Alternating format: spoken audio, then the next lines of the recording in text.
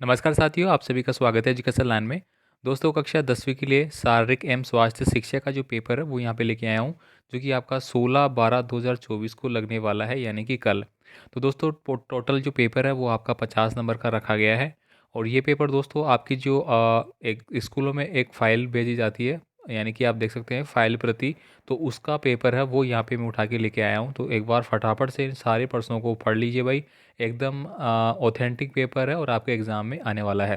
साथ ही साथ अपने दोस्तों को ज़रूर भेज देना, ताकि आपके दोस्त भी अच्छे से पूरा पेपर पढ़ ले। तो चलिए अपन यहाँ पे स्टार्ट करते हैं और मैं पूरा पेपर आपको एक बार बता देता हूँ। इससे पहले भी साथियों, मैंने जो भी पेपर आपको बताए हैं उन सब की पीडीएफ फाइलें हैं, वो आपको हमारे ऐप पे मिल जाएगी। ठीक है, तो ऐप का लिंक डिस्क्रिप्शन बॉक्स में दिया गया है, जहाँ से आप उसको डाउनलोड कर लेना। वहाँ पे अर्धवार्षिक परीक्षाओं के नाम से फोल्डर है, तो वहाँ पे आपको मिल जाएंगे। तो चलिए अपन स्टार्ट करते हैं, देर नहीं करते हैं। कल आपका पेपर है, कल के पेपर के लिए सभी को ऑल द बेस्ट। तो शुरू करते हैं पहले नंबर के प्रश्न से। शारीरिक शिक्षा का उद्देश्य नहीं है। देखिए यहाँ पे शारीरिक शिक्षा का उद्देश्य क्या नहीं है। शारीरिक विकास बिल्कुल है, मानसिक विकास, सामाजिक विकास, ये तीनों चीज़ें हैं।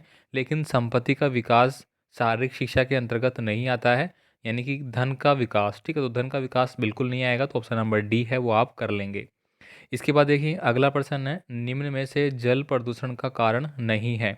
देखिए जल प्रदूषण का कारण कौन सा नहीं हो सकता है। औद्योगिक कूड़ा हो सकता है, अस्पतालों के अपशिष्ट हो सकते हैं, सामाजिक और धार्मिक रीति रिवाज, वाहनों का निकला धुआं। तो जल प्रदूषण जो है वो सामाजिक और धार्मिक रीति रिवाज है, वो यहाँ पे सटीक बैठ रहा है। वाहनों का निकला धुआं, देखिए धुआं से क्या होती है हमारी जो है वायु प्रदूषण होता है। कौन सा होता है? वायु। जबकि यहाँ पूछ रहा है जल, तो डी वाला ऑप्शन मेरा सही हो जाएगा। अब आप सोचेंगे रीति रिवाजों का क्या मतलब है। तो देखिए धार्मिक जो रीति रिवाज होते हैं उनसे कोई भी जो नदियाँ होती है, तालाब होते हैं, झरने होते हैं, वहाँ पे लोग इकट्ठा होते हैं और वहाँ पे धार्मिक क्रियाएं करते हैं। जैसे कि आप देख लीजिए जो गणेश विसर्जन है, ठीक है, तो उसको भी हम क्या करते हैं, नदियों में फेंकते हैं मूर्तियों को बनाए होने के बाद। ठीक है, या फिर और भी जैसे कि छठ पूजा है, छठ पूजा भी तालाबों में वहाँ पे है वो काफ़ी सारी इस प्रकार की गतिविधि होती है जिससे कि जल का प्रदूषण होता है। अब देखिए यहाँ पे राजस्थान का राज्य खेल कौन सा है। बार बार रिपीट होने वाले प्रश्न ज़्यादातर आपको मिल जाएंगे। देखिए राजस्थान राज्य का जो खेल है वो होता है हमारा बास्केटबॉल। कौन सा? Option number D, basketball. देखिए भारत का राज्य राष्ट्रीय खेल कौन सा है, भारत का राष्ट्रीय खेल कौन सा है, ये आप लोग कमेंट करेंगे। पिछले वीडियो में भी हमने इसकी बात करी थी। आगे देखिए आदर्श धावन पथ कहलाता है। देखिए आदर्श धावन जो पथ है वो 400 मीटर है। और ये प्रश्न साथियों पिछली बार भी आया था, और कक्षा 9 के जो छात्र हैं उनके जो स्वास्थ्य शिक्षा का पेपर था उसमें भी ये पूछा गया है एज इट इज। ठीक है, तो ये आप याद कर लेना भाई। अब देखिए भारत के दो प्राचीन खेलों के नाम बताने हैं। तो भारत के प्राचीन खेलों के दो नाम बताना है, जिसमें कि आप एक तो कुश्ती लिख देंगे। ठीक है, दूसरा नाम आपको कमेंट करना है भाई क्या होता था। ठीक है, आगे देखिए SAI का पूरा नाम आपको यहाँ पे बताना होगा कि SAI जो है वो किसका पूरा नाम है। इसके बाद देखिए मेरी कॉम किस खेल से संबंधित है। तो साथियों मेरी कॉम जो है वो किससे है? बॉक्सिंग से है। किससे है? बॉक्सिंग से। तो आप बॉक्सिंग लिख लेंगे इसमें। इसके बाद देखिए विटामिन सी की कमी से कौन सा रोग होता है। ये प्रश्न सबसे ज़्यादा पूछा गया है, मतलब 9वीं हो चाहे 10वीं हो, सब में ये प्रश्न पूछा गया है, विटामिन सी वाला। तो विटामिन सी की कमी से दोस्तों स्कर्वी रोग है वो होता है। कौन सा? स्कर्वी रोग होता है। साथ ही साथ विटामिन ए की कमी से अगर मैं बात करूँ तो होता है भाई रतौंधी रोग। कौन सा होता है? रतौंधी। विटामिन बी की कमी से कौन सा होता है? बेरी बेरी रोग। कौन सा होता है? बेरी बेरी रोग। ठीक है, तो ये आपको याद रखना ही रखना है। देखिए सूर्य नमस्कार में कितने चरण होते हैं, ये प्रश्न 9वीं में भी पूछा गया है सेम, और 10वीं में भी। तो ये भी आपको अच्छे से याद करना है, आपको स्कूल में कराया गया था। आगे देखिए यहाँ पे संतोष ट्रॉफी किस खेल से संबंधित है। तो संतोष ट्रॉफी जो है साथियों वो हमारी फुटबॉल से रिलेटेड है। किससे है? फुटबॉल। फुटबॉल से रिलेटेड है, तो आप यहाँ पे फुटबॉल लिखेंगे। देखिए स्वस्थ रहने की 5 अच्छी आदतें। स्वस्थ रहने की 5 अच्छी आदतें में आप लिख सकते हैं कि नियमित नियमित रूप से है वो हमें क्या करना चाहिए? स्नान करना चाहिए एक तो। ठीक है, दूसरा आप लिख सकते हैं कि हमारे जो नाखून है, नाखूनों को साफ रखना। ठीक है, तीसरा क्या हो गया मेरा? देखिए स्वास्थ्य की बात हो रही है, स्वास्थ्य हमारा बिल्कुल इन चीज़ों से इफेक्ट होता है। इसके बाद आप लिख सकते हैं कि हमें क्या होना चाहिए?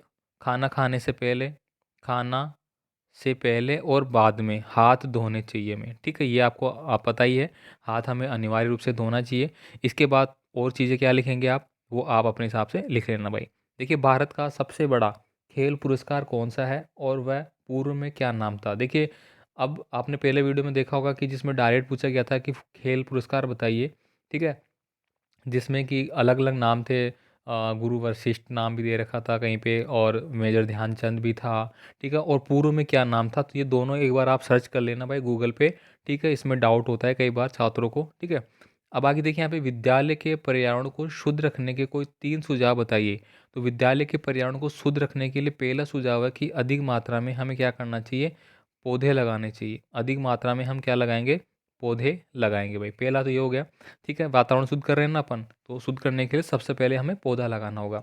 दूसरा लगाना होगा हमें कि जो कचरा है वो हमें व्यवस्थित रूप से ही डालना है। मतलब ऐसा नहीं कि जैसे स्कूलों में होता है ना, बच्चे कॉपी फट गई या कुछ भी कचरा होता ही है कि जनरली आप इरेज़र यूज़ करते हैं वगैरह, वो कहीं पे भी कर देते हैं। तो एक उसका निश्चित जगह होनी चाहिए, वहाँ पे हमें जो भी कचरा हमारे पास है उसको उसमें डालें, मतलब डस्टबिन की व्यवस्था होनी चाहिए, ठीक है। पर्यावरण शुद्ध होगा इससे।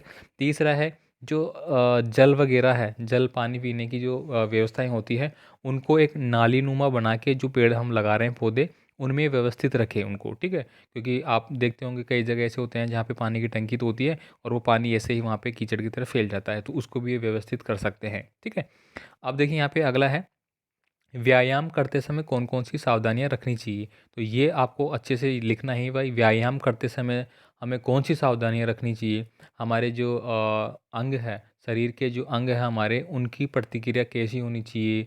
ठीक है, हमने किस प्रकार के वस्त्र पहन रखे हैं, वो भी इम्पोर्टेंट है। तो ये चीज़ें आप लिखेंगे। देखिए, सामूहिक व्यायाम कौन-कौन से होते हैं? तो सामूहिक व्यायाम के बारे में आप लिख सकते हैं, जो आपको स्कूल में कराए जाते हैं। देखो, खेलों के माध्यम से कौन-कौन से गुण विकसित होते हैं?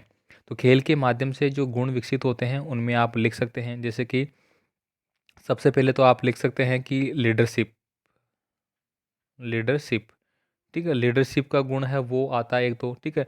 दूसरा होता है भाईचारे की भावना, भाईचारा, ठीक है। लोगों में भाईचारा बढ़ता है, स्नेह, ठीक है। लोगों के प्रति स्नेह बढ़ता है, ठीक है। यानी एक दूसरे को हम समझते हैं खेल के माध्यम से, ठीक है। तीसरा क्या हो गया मेरा, भावनात्मक, भावनात्मक रूप से हमारे जो मानसिक विकास है वो अच्छा होता है हमारा, ठीक है। शारीरिक विकास होता है, वो भी आप लिखेंगे, शारीरिक जो गतिविधियां हैं वो हमारी अच्छी होती है, ठीक है। ये खेल के माध्यम से ही हमारी होती है। देखिए, संक्रामक रोग क्या होता है? संक्रामक रोग वह रोग होता है जो कि एक से दूसरे में फैलता है। एक से क्या हो रहा है, वो दूसरे में फैलता है, उसको हम संक्रामक रोग बोलते हैं। जैसे कि जुखाम है, जुखाम संक्रामक रोग है, एक से दूसरे में फैलता है भाई ये, ठीक है। तो ऐसे ही आपको एग्जाम्पल भी दे देना है। देखिए, व्यक्तिगत स्वास्थ्य का अर्थ स्पष्ट कीजिए। या बता देंगे कि व्यक्तिगत रूप से अगर कोई स्वस्थ रहता है तो उस परिवार का क्या होगा, परिवार के सभी सदस्य स्वस्थ है व्यक्तिगत रूप से, तो परिवार क्या होगा, सुखी रहेगा। समाज में अगर कोई भी एक समाज मान लीजिए, वहाँ पे सभी क्या हैं, स्वस्थ है, तो समाज सुखी होगा। फिर हमारा क्या होगा, गांव के रूप में आएगा, फिर सिटी के में, फिर राज्य स्तर पे, फिर केंद्र स्तर पे, मतलब राष्ट्रीय स्तर पे। तो इस प्रकार से अपन इसको डिफाइन कर सकते हैं। देखिए, हलासन की विधि क्या है, इसके लाभ आपको लिखना है।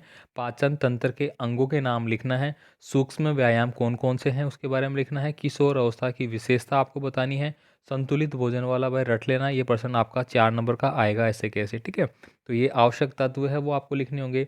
आप अपने विद्यालय को पर्यावरण की दृष्टि से सुंदर बनाने के लिए क्या करेंगे, व्यायाम के उद्देश्य हो गए, और कबड्डी या वॉलीबॉल का खेल है उसका सचित्र आपको वर्णन करना है। साथ ही खिलाड़ियों की संख्या भी बतानी है, कितने इनमें खिलाड़ी होते हैं, ठीक है। तो ये कक्षा 10वीं के लिए स्वास्थ्य एवं शारीरिक शिक्षा का जो पेपर कल आपका होने वाला है उसके लिए मैंने बता दिया आपके, जो कि फाइल प्रति है जो स्कूलों में आती है वहाँ से, ठीक है। और आप सभी को ऑल द बेस्ट, और आपका कोई भी कमेंट है कमेंट कर देना भाई, PDF फाइल आपको ऐप पे मिल जाएगी।